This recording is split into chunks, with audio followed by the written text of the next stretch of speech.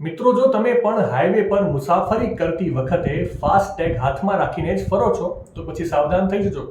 NHAI એટલે કે national highway authority of ઇન્ડિયાએ હવે આ બાબતના નિયમો કડક કર્યા છે. જો તમે નિયમ તોડશો તો તમારું ફાસ્ટેગ કાયમ માટે બ્લેક લિસ્ટ થઈ શકે છે. મિત્રો, ઘણા લોકો ફાસ્ટેગને કાચ પર ફિક્સ કરવાને બદલે હાથમાં રાખે છે અથવા તો પછી તેને ગમે ત્યાં મૂકી રાખે છે.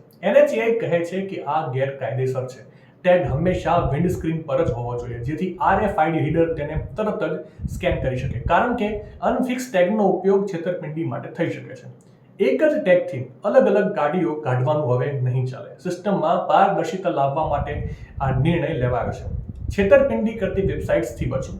ફાસ્ટેગ રિચાર્જ કે પછી નવી સેવાઓ માટે હંમેશા રાજમાર્ગ યાત્રા એપનો જ ઉપયોગ કરો અને કોઈને પણ પોતાનો OTP કે પછી બેંક વિગતો આપશો નહીં.